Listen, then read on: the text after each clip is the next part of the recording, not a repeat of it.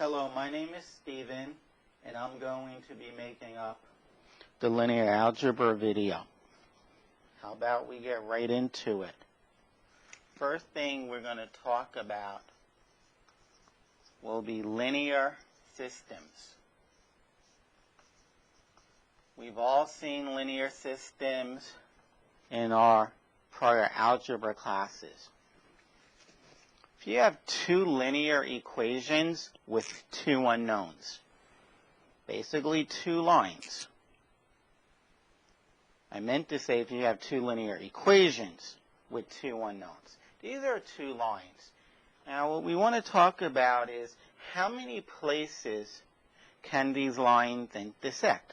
Can they intersect in exactly one place or in exactly 4 places, etc.? Well, you can have the two lines being parallel and they have 0 points of intersection. And these are called solutions. The number of solutions is the same as the number of points of intersection. The number of points of intersection is the same as the number of solutions. You're definitely familiar with two lines intersecting at one point. That's one solution. Now, you probably have heard, it's unfortunate, but you probably all have heard that two lines that are parallel never intersect. At the same time, the textbook says that two lines are parallel if they have the same slope. Not all, but almost every algebra book I looked at said two lines are parallel if they have the same slope. Well, this line and that line, the same two lines, they have the same slope. After all, the slope of the first line was 2. The slope of the second line is also 2. Now, these points, they have infinitely many solutions. That is, they intersect in infinitely many points. They intersect here, and here, and here, and here. Now, a lot of students say, oh, they intersect everywhere. Well, first of all, you should say, you'd be wrong, but you should say they intersect everywhere in the plane. But that's not true. The plane is just a board, or your computer screen. Why can you not say they intersect everywhere in a plane? A very simple reason. They didn't intersect there. The two lines didn't cross there. The two lines didn't cross here. They didn't cross here. They didn't cross here. What you can say is the two lines intersect everywhere on the line. Okay. So we had 0 points of intersection, 1 point of intersection, infinitely many points of intersections. The question is, can you say have 2 points of intersection? Well, let's exactly 2. We've had exactly 0, exactly 1, and infinitely many points of intersection. Can we get exactly 2? Well, let's suppose the two lines intersect only at those 2 points. Well, the first line must be that line. After all, you can't draw another line that crosses those 2 points. That's exactly where the problem lies, in having exactly 2 solutions. You probably heard somewhere that 2 points determine a line. Well, the second line must also cross those 2 points. That is, the second line must be that line. You can't have 2 solutions. Likewise, you can't have exactly 2 solutions. Once you have 2 solutions, you have infinitely many solutions. So you can have 3, because if you have 3 points of intersection, well then we can just talk about the 2 points of intersection. And we know the instant you have 2 lines, they have to be lines, that meet in 2 points. Notice I didn't say exactly 2 points. If you have 2 lines that meet in 2 points, then they must meet in infinitely many. Likewise, I'm only going to do it for one more. You can't have 4 points of intersection, because if you did exactly 4 points of intersection, you can't have that, because we can only talk about 2 of those 4 points. And once you have 2 lines that intersect at 2 points, you have to have an infinite number of points of intersection, which is also known as an infinite number of solutions. So, in the bottom here, we have these 3 different cases. You have 2 lines, which are 2 equations with 2 unknowns. You can have either no solution, 1 solution, or infinitely many solutions. No in-betweens.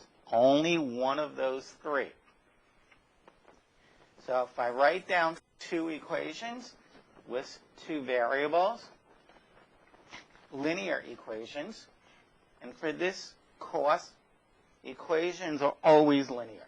It's just the way it is in linear algebra. All their equations are linear.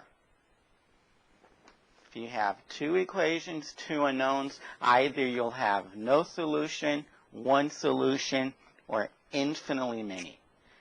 So let's solve a system of equations. The instructions are solve the following system of equations. Solve the following system of equations. Suppose you have 2x plus 3y equals the number 8, and you have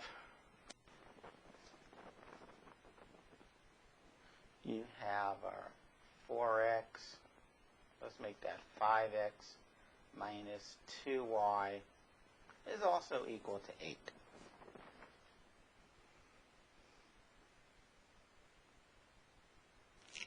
And I want to make this 7, I'm sorry. Okay, so you have this system. And what you want to do is eliminate one of the variables. Either the numbers in front of x's, you want to get them to be the same, or the numbers in front of y to be the same. It doesn't matter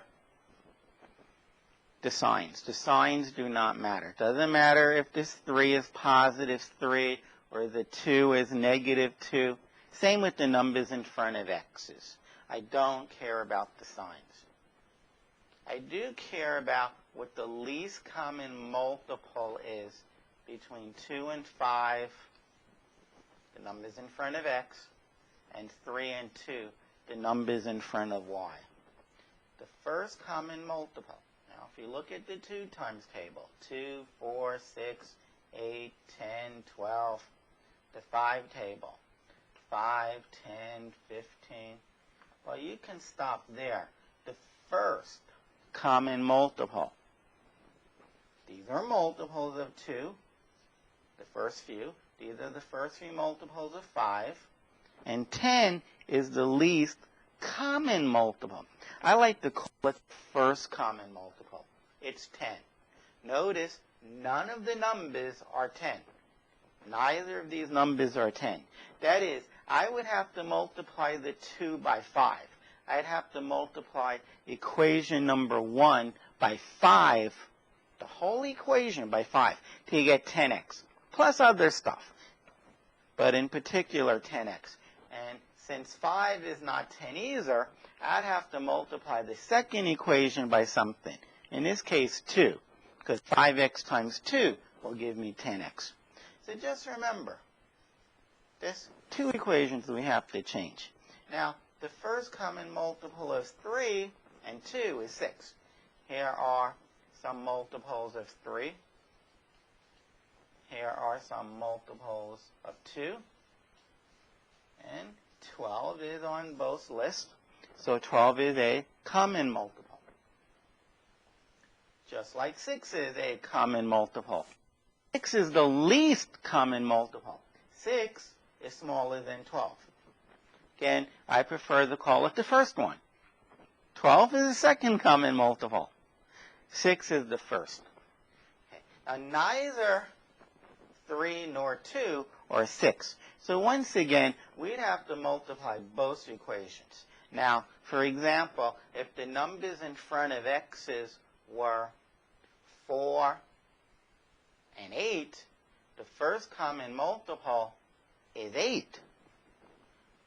You'd have to multiply 4 by 2 to become 8. But you wouldn't have to multiply the 8 by anything. It is 8. So there, only one equation would have to be multiplied. And if you had just these two, that is, if 4 and 8 were the numbers in front of x, and 2 and 5 were the numbers in front of y, I would choose this option to get the 4 and the 8 to be the same. Because that only involves multiplying one equation. But this wasn't the case. Since we both have to get rid of x or y, it's a two-step process. To get the numbers in front of x's or y to be the same, you toss a coin. I'll pick x. I'm going to multiply the first equation by 5. 2 times 5x, that gives me 10x, plus 2 times 3y, plus 2 times 3y, 6y, equals, why am I multiplying by 2? As it clearly says, I'm multiplying by 5. 3y times 5 is 15. And 7 times y is 30. 7 times 5 is 35. 10, 15, 35. I'm going to multiply the second equation by 2. 5x times 2, 10x. Then it says minus. There it is. 2y times 2 is 4y equals 8 times 2 is 16. Okay, let me get rid of a lot of this side work.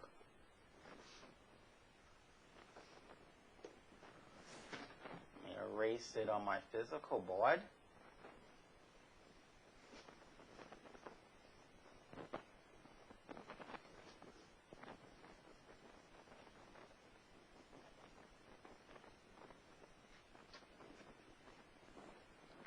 Okay. Now, what you need to do is decide. If you have 10x and 10x, how do you, oops, I don't know why that happened, but let's get rid of it.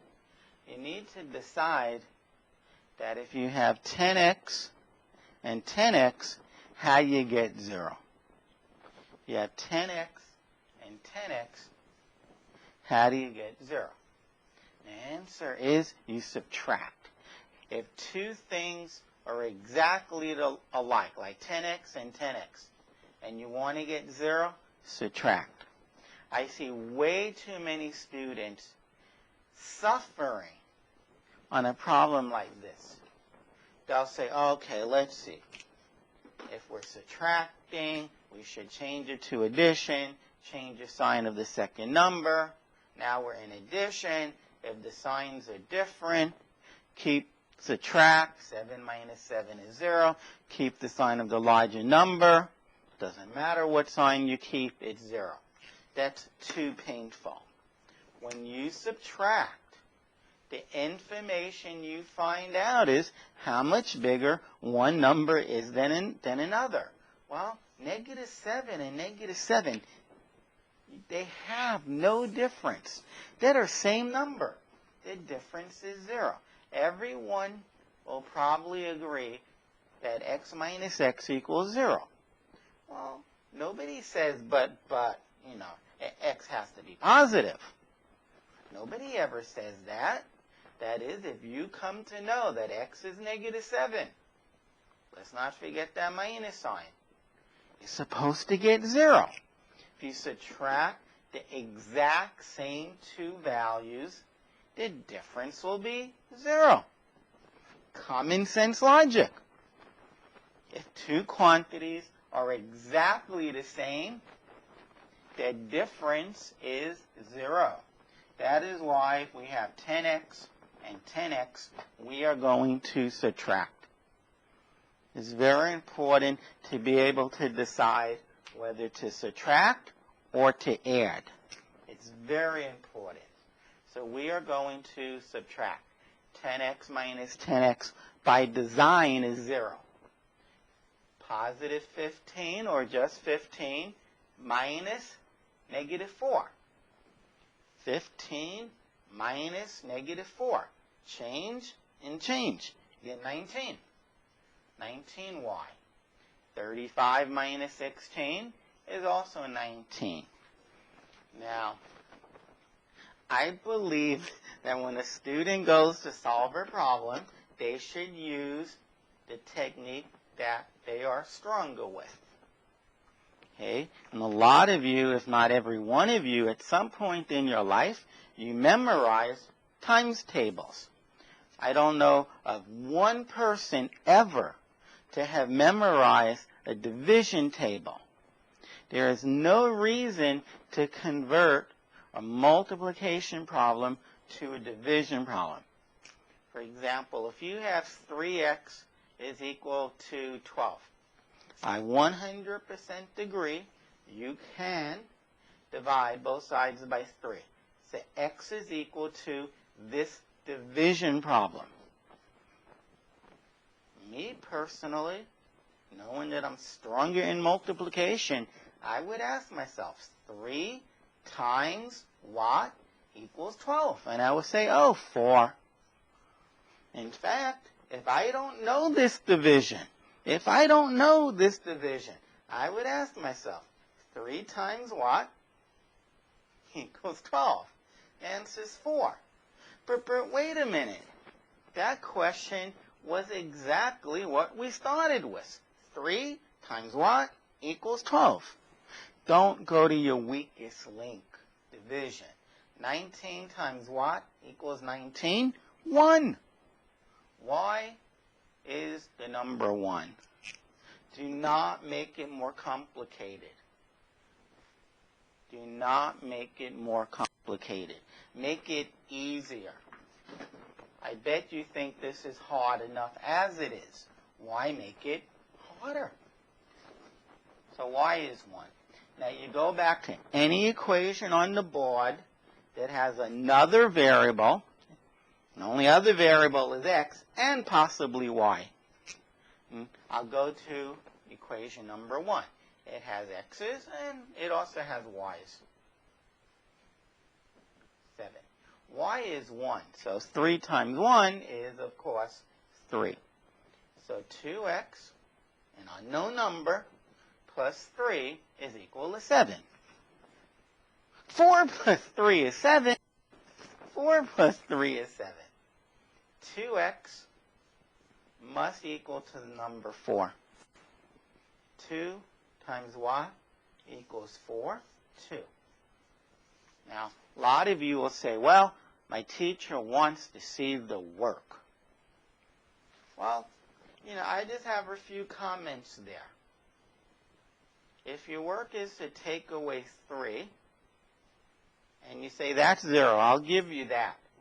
I'd like to know where you got the 4 from. Where is your work? And your answer is going to be, well, the teacher expects us to know what 7 minus 3 is. Well, I can only hope that the teacher will also allow you or want you to know what plus 3 equals 7. That's the level of difficulty there. What plus 3 equals 7 is no more difficult than 7 minus 3 equals 4. Or to know that 7 minus 3 equals 4. You should know that 4 plus 3 is 7. You should certainly know that 2 times 2 is 4. I am showing my work. I'm saying that this is 4. How do I know that? 4 plus 3 is 7. Not skipping a lot there. 2 times what is 4? I should know that. I should know that. Because I'm telling you, I don't see this point. If you divide by 2, when you divide by 2, so x is equal to this. I don't see why you should know what this is and not know 2 times what equals 4. I don't see it. Sorry. So, okay. So let me erase some of this stuff. Boom. Boom. And now I'm in a position to write down the solution. The solution is a point or points, if any, where the 2 lines intersect. Well, we just discovered that x is 2 and y is 1. And the solution is always x, comma, y. So if you were to draw the 2 lines, let's just make believe this is the first line and this here is the second line. Well, that's 2 on the y. Oops. Sorry, that's 2 on the x and 1 on the y. That is this point right here is 2, 1. That point right there is 2, 1.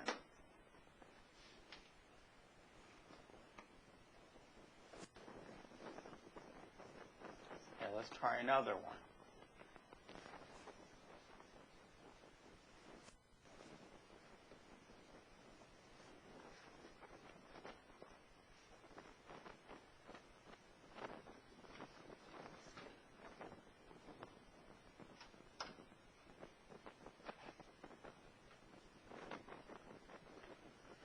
Okay.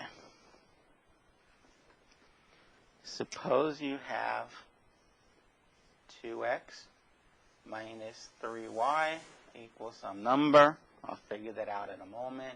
And 5x plus 6y is equal to some number. And I just want to make this number a little bit bigger. I'll make it 4. And we'll let it equal -1 and -8. Okay. So we want to find the point or points of intersection, if any. If any. All right. Well, the numbers in front of x's, the LCM is going to be 20. If you write down the 4 times table and you write down the first 3 numbers on the 5 times table, 12 will be the first number. And neither of those numbers are 20. But that's not true when it comes to the numbers in front of y. Again, we don't look at signs. The answer is 6. On the 3 times table, we have 3 and then 6. 6 times 1 is 6. 6 times 2 is 12. 6 is on both numbers. I hope I said the LCM was 6. I wrote 2. Now, here, 3 is not 6, but 6 is 6. And I like that one. One of the numbers is the LCM. This is 6. Wonderful. So I'm not going to do anything to this equation. If you insist on getting something, you're multiplying by 1. 5x times 1 is 5x. 6y times 1 equals -8 times 1. Nothing changes. Now, if I multiply this by 2, then they'll both be 6. So I'm going to multiply the whole equation 1 by 2. 4x times 2 is 8x. Minus 3 times 2y is 6y. -1 times 2 is -2.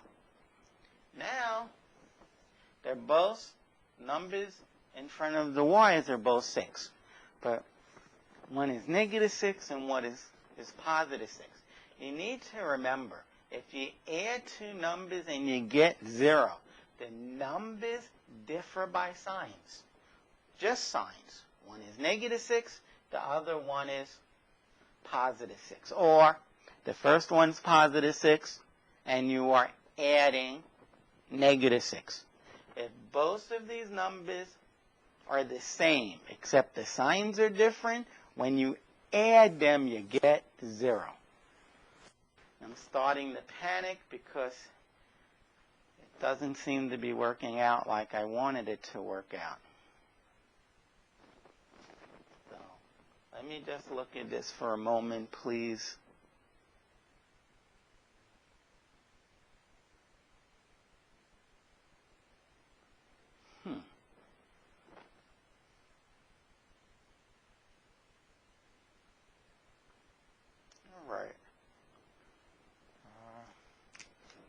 If you don't mind, I want to change that number. Not clear how I blew that, but that number should be 28. Sorry. The number should be 28. At least, it doesn't have to be, but I like it to be. All right, so now, that way we get nice integer solutions. You could solve it the way I had it, but who wants to get bad numbers? Okay? This is not an arithmetic video.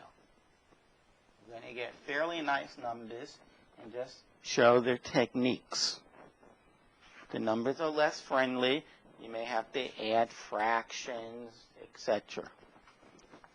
Nonetheless, when you add this, you get 13 x's. This upon addition cancels. And when you add those two numbers, you get 26. 13 times what equals 26? The answer is 2. Now, I do want to just say something. 2 times 4 is 8. 8 divided by 2 is 4. So if I ask you 2 times what equals 11. Now, there's no whole number.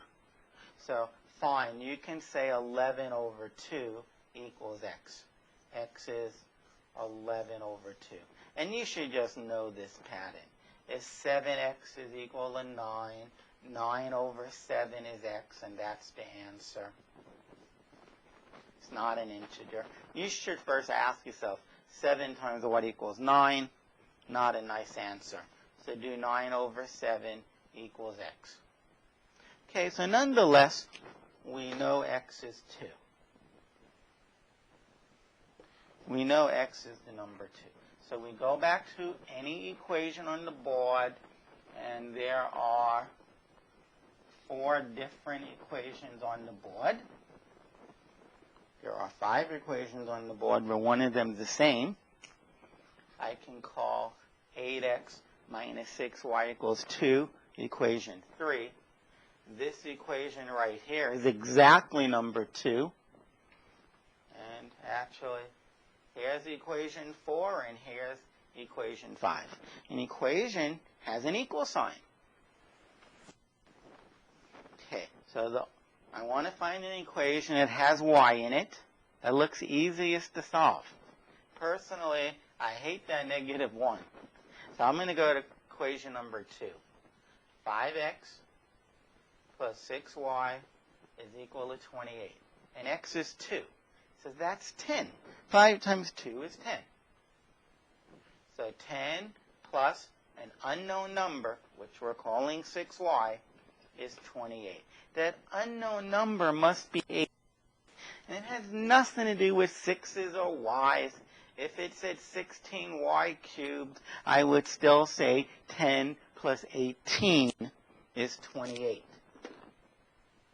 So whatever is inside that circle happens to be 6y. Well, that happens to equal 18.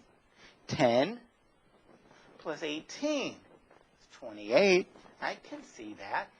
10 plus what gives me 28? Well, 0 plus 8 gives me 8, and 1 plus 1 gives me 2. The answer is 18. 6 times what is 18? 3. 6 times 3 is 18. So we did get a solution, and it is x comma y. The two lines do intersect, and the solution should describe where the points of intersection or intersections are, if any. And in this case, it's 2 comma 3. The solution should describe the points of intersections, if any. And in this case, it's the single point 2 comma 3. Okay. 2, 3, that's the answer. Wonderful.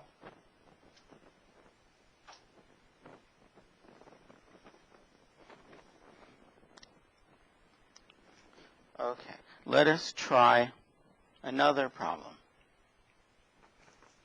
Suppose you have x minus 2y is equal to 5. And you also have, let me put it on top. You have 2x, negative 2x, plus 4y is equal to negative 10. Equation 1, equation 2. There's a record. In the second equation, the number in front of x is 1. And I love 1 because I can get 1 to be any number, including 2. Just multiply by 2. Okay, whenever the number in front of x or y is 1, use that equation to say the number 1 is in front of y. Use that equation to get it to have the same number in front of y as the second equation. But here it's x, that's 1. I'll just double the first equation. 2 times 1x minus 2 times 2y is equal to 2 times 5. And by design, well, not by design, by luck, we don't need to do anything to the second equation. It already has a 2 in front of the x. Except this negative 2. Well, if you have negative 2 and positive 2, or negative 2x and positive 2x, they're exactly the same, except for the sign. You add, and they will add up to 0. Oh, look at this, look at this. Positive 4y, negative 4y. They just differ by signs. Oh, when we add them, we're going to get 0. The whole left side is 0. You're not going to believe this. These two numbers differ by a sign. So when we add them, we're going to get 0. Now, we have one number here and one number here. If they're equal, and they are, whether you get 10 equals 10, or 0 equals 0, or negative 3 equals negative 3, if that equality sign really is true, like 3 does equal 3. 3 doesn't equal 9. 3 doesn't equal negative 3. If the numbers are really equal, then the two equations you started with are the same. They have the same setter points. They have the same setter points. One line looks like this, and the other line looks like that. Let's put the axes in, x and y. Suppose this is equation 1, and it's also equation 2. So the points of intersection will be all the points on the line. Okay? So we need to write up the solution. We need to describe all the points on this line. How do you describe all the points on that line? I really, really hope you can see that. You can see the answer. What do we call all the points on the line? Very simple. Either this equation or the one above. X minus 2y equals 5. this describes the points of intersection, because this equation describes this line. Oh, I know something about that line. That was the points. That's where all the points of intersection lie. Again, you could have said negative 2x plus 4y equals negative 10. You could have said that as well. Or, instead of multiplying this by negative 2 to get that, I can multiply this by 11. 11x minus 22y is equal to 55.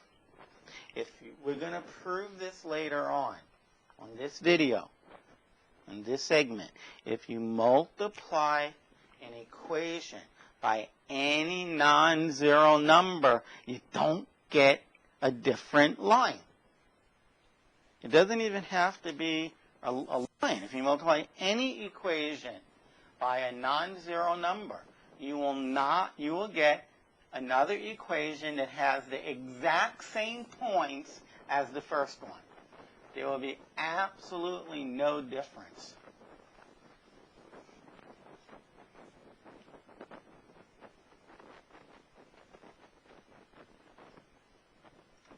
All right. Now, let's look at this one. Suppose you have 5x minus 2y is equal to 11. Another equation is 10x minus 4y is equal to 24. Now, I've been saying you can multiply an equation by any non-zero number you like.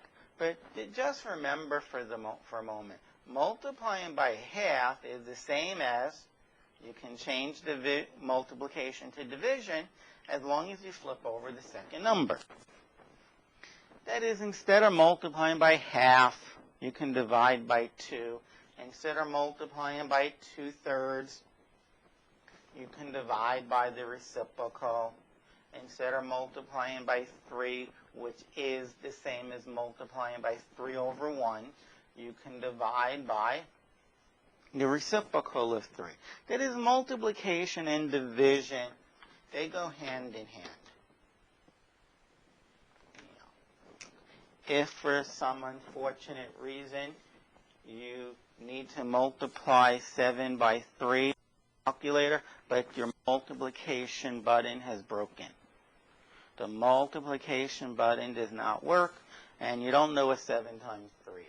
I'm sure you do. I just don't want to put down complicated numbers. Well, you can keep the 7 the same, change multiplication to division, and you do have a division key, and flip over this number. 1 divided by 3. Just remember to put brackets around it. So you don't need to have both a division button and a multiplication button. In fact, I think they should make calculators with only one of them so students can learn that they don't need it. They can change from multiplication to division or from division to multiplication. If your division button breaks, whatever you were going to divide a number by, multiply that number by the reciprocal. Now, in that case, you're going to have a problem. In that case, you might have a little bit of a problem.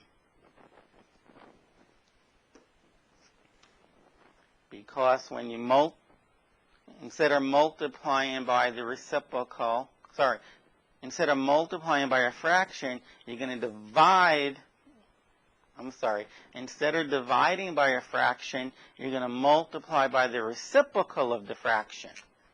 Instead of multiplying, you couldn't even multiply by 2/3 because you don't have a division button. But what I was getting at is you would have to divide by 1/3, which is 1 divided by 3. And I'm saying, well, okay. I meant to say you want to divide by 2 over 3. This is the same as multiplying by 3 over 2. If your division button doesn't work on your calculator, you can multiply. If there's a problem, to multiply by 3 over 2, you need to say 3 divided by 2. So now it just gets more complicated. So you're going to multiply by 3 instead of dividing by 1 over 2. You can say I'll multiply by 1 over 2. But again, that involves the division. So you really do need your division button. But you can certainly get away without a multiplication button. I don't see the symmetrical concept there or problem. All right. So you want to get back to the problem. You want to get the numbers in front of x to be the same or the numbers in front of y to be the same. And here, I'm just going to show you that, you should observe 2 things. All of these numbers are even, and if you divided the 10, so they're all divisible by 2, and if you divided the 10 by 2, you get 5.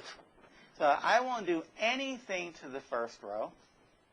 You get 5x minus 2y equals 11. And when I divide the second row by the number 2, when I divide by 2, I only remember how to write a division symbol. When I divide by 2, I'll get 5x minus 2y equals 12. Now, you should really see it here. There's a contradiction going on. The first line says 5x minus 2y is 11. Equal signs have to be valid. 5x minus 2y must be 11. No, it isn't. 5x minus 2y must be 12. No, it isn't. It must be 11. It must be 12. There's something wrong there. It's a contradiction.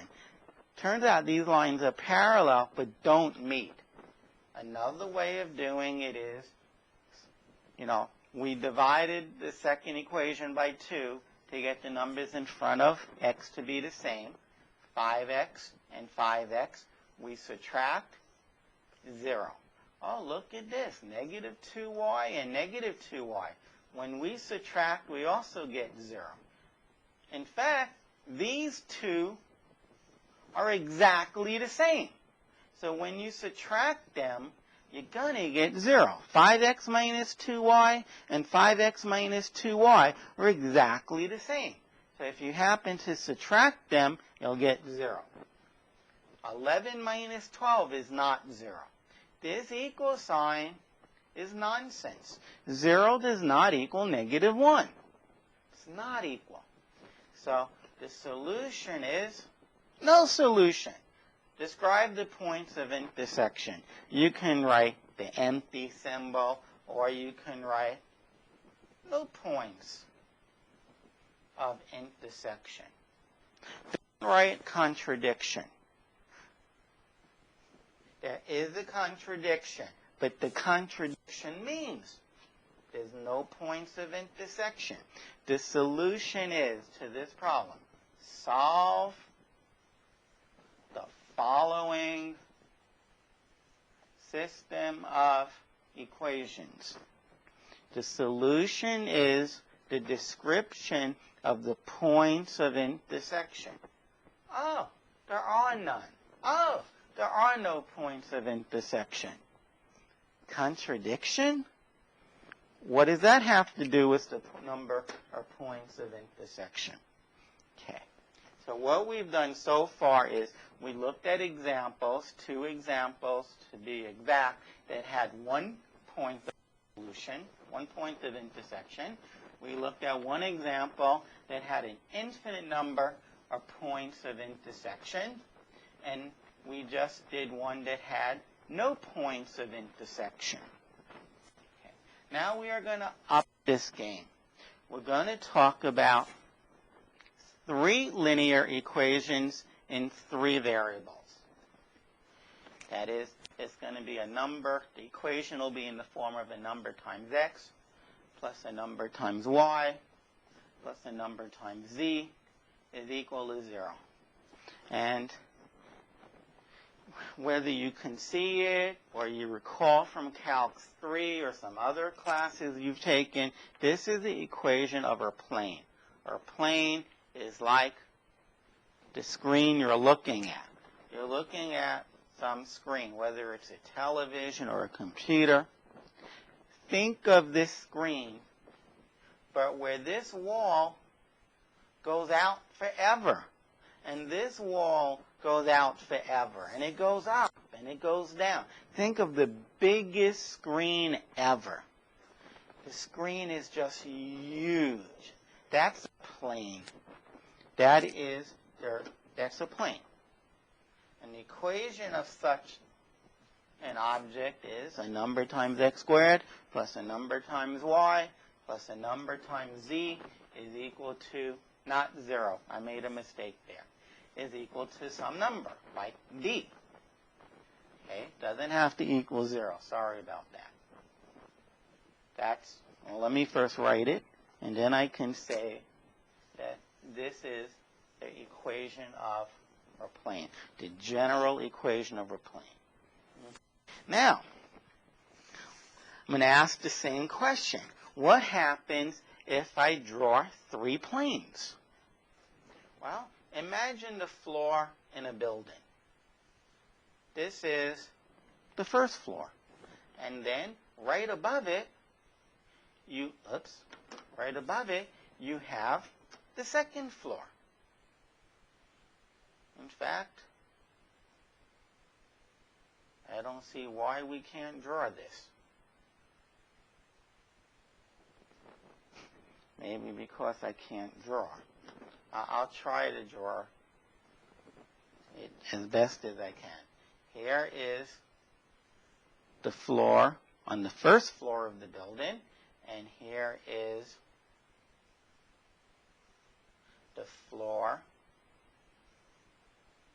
on the second floor of the building. And since I'm running out of space a little bit, how about I call this down here the first floor?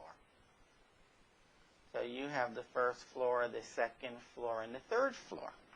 Okay? And these floors have no points of intersection. Okay? These floors have no points of intersection. They do not intersect. It's just the way it is. They don't intersect. Think of your floor and your ceiling and the ceiling on the second floor in your house, if you have a second floor. They don't intersect. Now, you can have 3 planes intersecting at a single point. It's going to be that point. Okay? And see how I'm going to draw this. This can be, say, the left wall, and this can be the adjacent wall to it. So those are 2 walls. They meet in a line. But you know what? We're going to use the floor as the third plane. They only plane 1, plane 2, and plane 3, they all meet in exactly 1 point. They all meet in 1 point. Okay. Now, I claim that 3 planes can meet in a line. Just look at the picture we just had.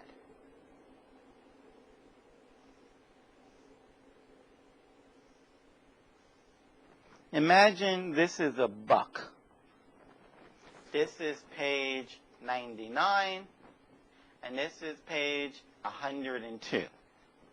That is, you see page 99, and the next page, for right now, you see is 102. Okay. Well, there's 2, they meet in a line. Well, what I could do is I can put another plane right on top of page 99, and the three planes still meet in that line, or I can have this page right here. On this side, it's page 100, and on the other side is page 101. That is, just put page 100, 101 in the middle. Okay, there are three planes. There are three planes, and they intersect in a line. So we can have a line, which of course is infinitely many solutions. And the last case is, well, what if this building over here unfortunately collapse? What if the building collapse? That is, all three planes are now on top of one another. All three planes are on top of one another. So you can have four planes on top of one another. So you can have a plane, which of course has infinitely many solutions. Now, I can be wrong about there not being other cases, but we had 0 solutions. Here we had 1 solution. Here we had a line with infinitely many solutions. And down here we had a plane with infinitely many solutions. We have the three planes don't touch. We have the three planes touching in a point. We have two planes that are the same. And the third one can either touch in a point or a line. Just thinking out loud. And then you can have just three planes on top of one another.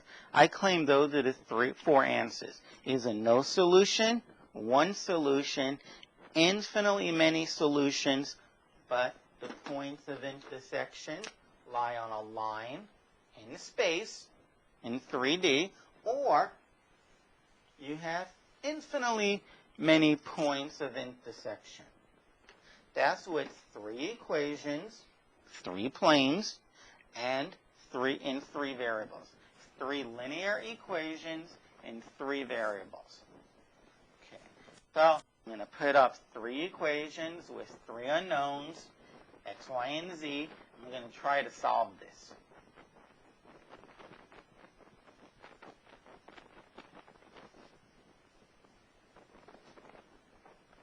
And there's a procedure that you need to know. You need to be able to say the steps. Students always come up to me and, Professor, I did every problem in the book. I got every problem right, but then I went and failed your test. The reason is because all they did were problems. Half your study time should be devoted to learning the steps to solve a problem. Okay, suppose you are given this system of equations. I'll put down what they equal to in one moment. That's the first equation. Guess this will be the second equation, and the third equation will be 2x plus 3y, say, minus z. Minus the letter z. And I want these to equal 1, 4, and 5. So these are just three equations. Solve this system of equations. Notice that there is an understood one here, here, here, here, and there. The first thing you want to do is decide which variable is easiest to get rid of. That is it easiest to get the numbers in front of x's to be the same, in front of the y's to be the same, or in front of the z's to be the same? if you claim you don't understand this, first of all, that is you can't figure it out on your own, well, first of all, you're wrong. But if you insist on that, don't worry. Always pick X, or always pick Y, or always pick Z, or toss a coin, a three-sided coin, to figure out which one. Okay. The numbers in front of X are 1, 3, and 2. The LCM of 1, 3, and 2 is 6. You have to change the first number, the second number, and the third number. That's for X's. When it comes to Y's, the LCM you want is between 1, 1, and 3. Well, that's 3. So 3 is good, and getting the 1's to be 3 aren't bad. Just multiply by 3. Okay, now when it comes to the Z's, you want the LCM of the numbers in front of Z's. 1, 2, and 1. Well, it's 2. Like the Y's, one of the numbers is the LCM, and the other two numbers are 1. So between Y and Z, pick 1. I'll pick 2. I'll pick Z because 2 is smaller than 3. So I'm going to get rid of Z. I'm going to get rid of Z. Okay. So that's the first step. Pick a variable, X, Y, or Z, that you want to get rid of in all three equations. And it's best to get better at picking the easiest one, because these problems can get to be a pain in the neck. So you definitely want to pick the easiest variable to get rid of. All right, now you want to pick two equations from the original 3 and get rid of Z. I'll pick equation 1 and 3, and I'll add them, because this equation 1 has plus Z, and equation 2 has negative Z.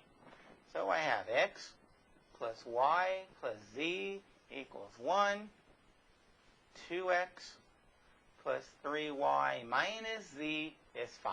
And I add them. And I get, understood 1 there, I get 3X plus 4Y's. By design, that cancels, and you get 6. We'll call this equation 4. Now, using an equation that so let me just say I used 1 and 3. Now, using an equation that I haven't used yet, namely 2, and one of the other two equations, get rid of Z. Say I use equation 1 and 2. Suppose I use equation 1 and 2. Sorry, I didn't. Yeah, 1 and 2. So we have X plus Y plus Z equals 1. And we have 3X minus Y plus 2Z's equal 4. Since that's 2Z, I can double this equation. And when you double Z, you get 2Z's. Double, multiply by 2. I get 2X plus 2Y plus 2Z is equal to 2. In the second equation, I'm not doing anything to it because it already has 2Z's. Now, since these are both exactly the same, I will subtract. And we get negative X plus 3Y is negative 2. And this here is equation 5. I now have two equations and two unknowns. Equation 4 and 5 give me two equations and two unknowns. This is like the earlier problems we just did. So we're going to solve this one as if it's a new system of equations. This is equation 4. Equations 5 is negative X plus 3Y is negative 2. Negative 1X. Now, the numbers in front of x's are 3 and 1.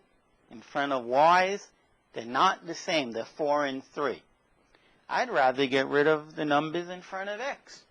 I'm going to keep equation number 4 the same way.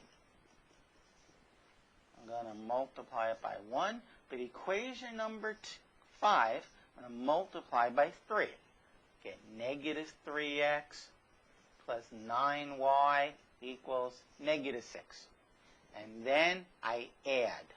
Because if these just differ by signs, add them, bye-bye. So I get 13y's is equal to 0. It's insane to divide by 13.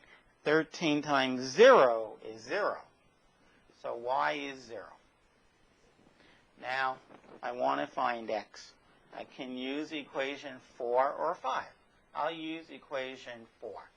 3x plus 4 times 0. 4 times 0 is 0. 3x plus 0 is 3x. And it equals 6. Okay, so x is equal to 2. Now, I go back to one of the original 3 equations. I like the one that says, you know what? Well, let me do it over here. It says if you just add up the 3 values, you should get 1. Okay, well, x is 2, y is 0. That's 2. And when you add z, you get 1. 2 plus z is 1. Z is negative 1.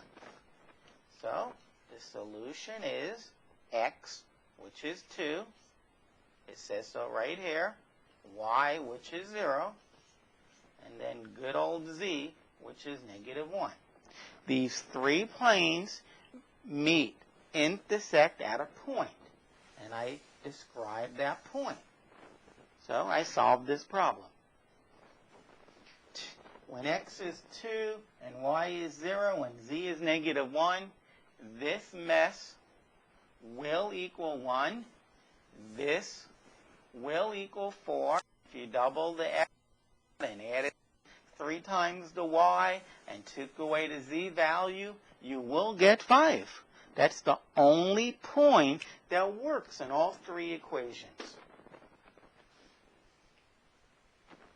Let us try one more of these 3 equations, 3 unknowns. So while I erase this, you first decide which variable is easiest to get rid of, and then you pick 2 equations to get rid of that variable, and then using the 3rd equation and an equation you've already just used, also eliminate that same variable. That will give you 2 equations with the same 2 unknowns. Solve those 2 equations like we did at the very beginning of this video. And then go back and solve for the 3rd variable. Okay, suppose we have 3x plus y plus 2z is 7, and x plus y plus z is 4, and 2x minus y minus 3z, that should equal negative 3. Okay, suppose we have this system of equations. 3 linear equations in 3 variables. Now, just for the record, if there were minus 3z's, that is, we can always add on 0 z's. 0 times z is 0.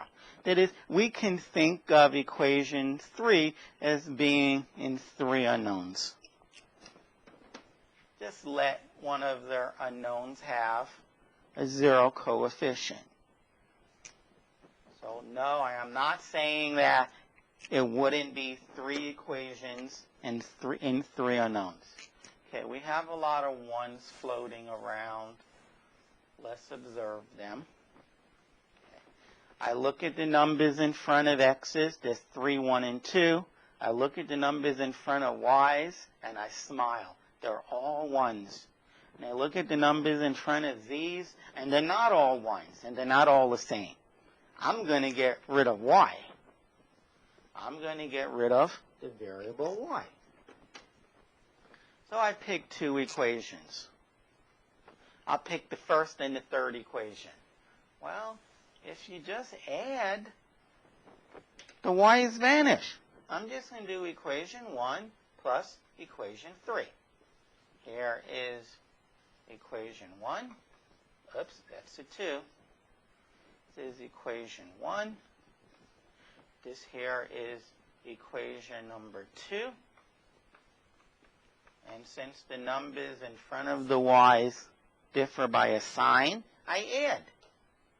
I get 5x's. By design, that cancels. Minus z is 4. This is equation 4. A very important equation. Now I used 1 and 3. So now I must use equation 2. And I want to get rid of y.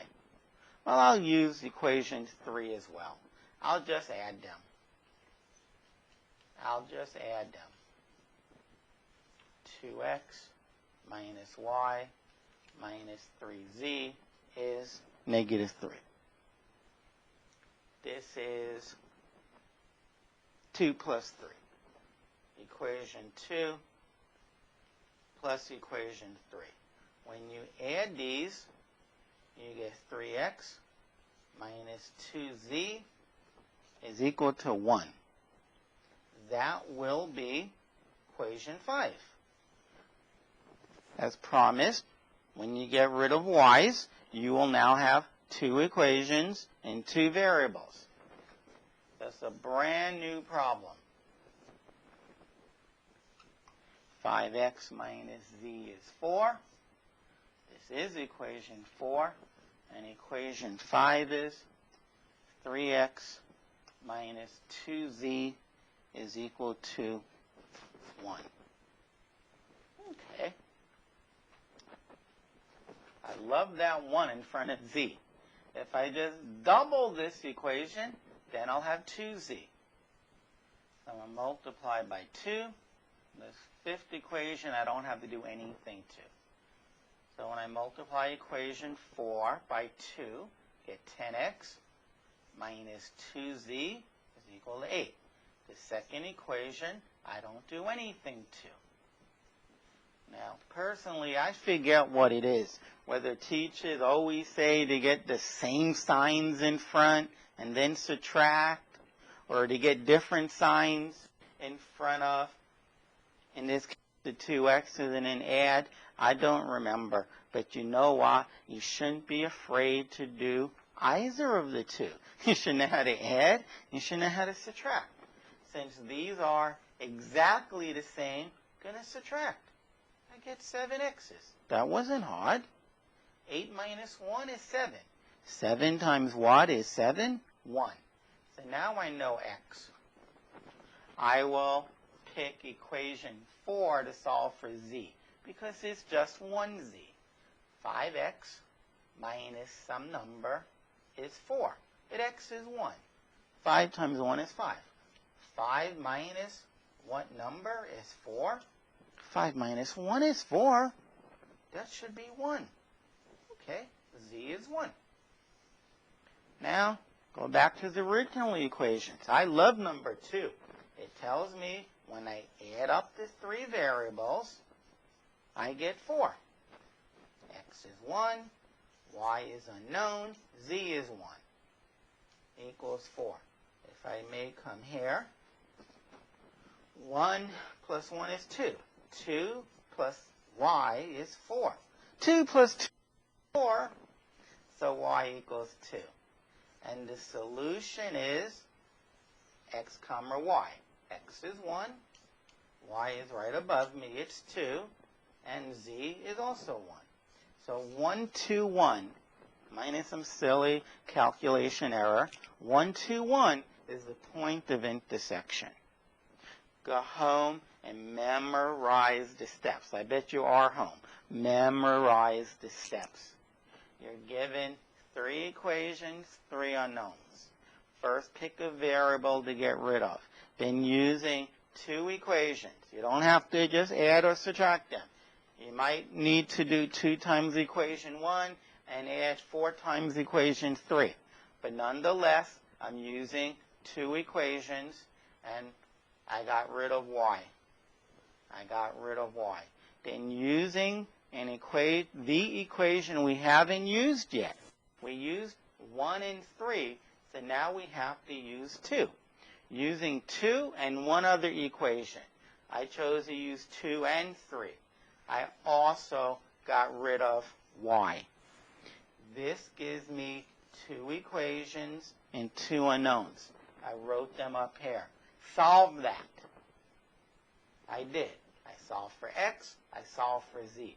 Then go back to one of the 3 original equations and solve for that other variable, which happens to be y.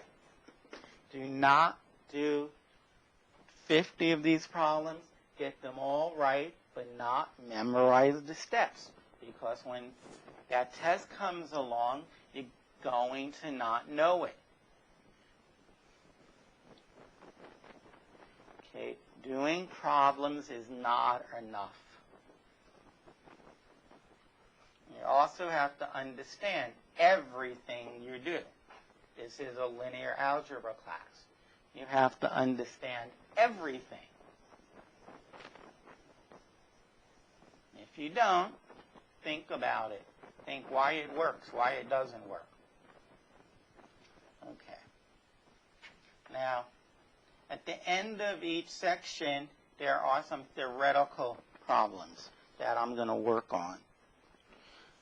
And this is a linear algebra class, and you should be able to do some proofs. And as I said earlier, I'm going to show you that if you multiply an equation, and again, we're only going to do linear equations. If you multiply a linear equation by any number other than 0, you will get a new equation that has the same exact solutions as the original equation or line. Okay. Suppose you have a number times x plus a number times y equaling a number. And suppose RS is a solution. That is, if I replace x with R and y with S, A times R plus B times S will equal C. I want to find numbers. How do you get to be on this line? Well, you're in our point, x, y, and if you multiply A by the x value and B by the y value, add them up, you will get C. You will get C. Okay. Now, I want to show that if you multiply this line by any non-zero number, you still get RS as a solution. Okay? Let Q not equal 0 be some real number, any number. Now I'm going to multiply the left side by Q, the left side of my original equation, and I'm going to take the right-hand side and multiply it by Q. Okay? Is RS still a solution? Is RS a solution? Let's see. Q, so wherever I see X, I put R, and wherever I see Y, I put S. Q times AR plus BY, does it equal to QC? Does it equal? Now, if two quantities are equal, like 14 really equals 14, if I divide by a non-zero number, the same non-zero number, they'll still be equal. But you know what?